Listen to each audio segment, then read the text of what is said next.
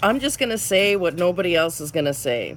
The city of Markham today is celebrating that they collected 10 million pounds of textiles from their textile reclamation pilot project, and I think they're idiots. Said it.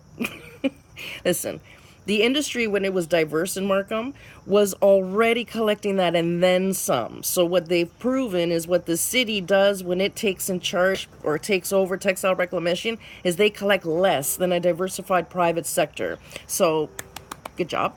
And the other thing is that, they must be liberals for the amount they spent on this pilot, because they had to create these cottagey looking bins. You know how much that cost taxpayers compared to, well, I don't know if it cost taxpayers, but the pilot in essence had to pay for these bins one way or another. And they would be astronomical compared to the bins that industry standards have, which don't look like cottages, I'll admit, but are efficient. You know what I mean? They're efficient and they're cost effective, which means they're prudent to use.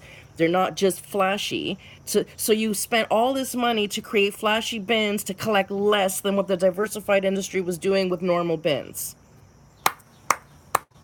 And the other thing is, I don't even think City of Markham officials know really the depths of their idiocy. So, for example, most of the partners that were chosen or that met the criteria, let's use the proper terminology here, that met the criteria to be partnered in the Markham region, happen to all be affiliated almost one way or another with Savers. Savers is a foreign-owned Goliath that owns Value Village.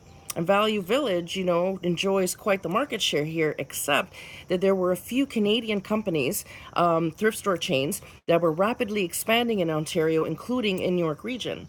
And their collection process was expanding as well, which was putting a bit of a squeeze on I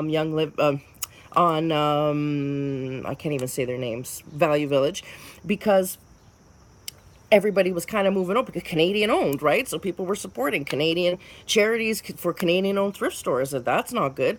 And ironically, suddenly, none of them got permits anywhere. And not just in Markham. We're seeing this kind of prejudice happen throughout the municipalities. So someone's got some lobby power there, because suddenly, it seems that there's only one thrift store chain, charities, that seem to meet the criteria municipalities are asking for.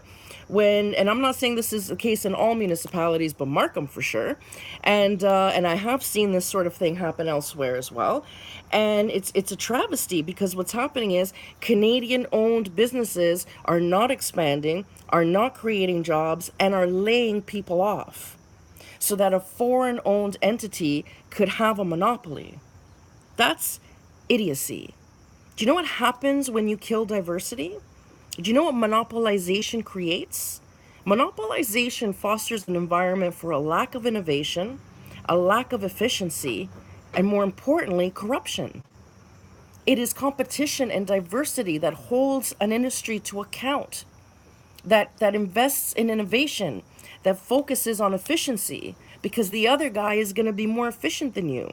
It's going to be bigger than you. It's going to be more integral than you. So you're forced to consistently keep up. But when there's only one big Goliath that sets and owns that standard, the standard will consistently slip. So what the city of Markham is doing is creating blockbuster 2.0 syndrome. That's what they're creating.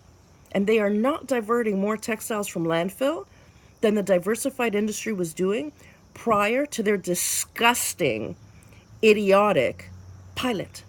Have a good day, everybody.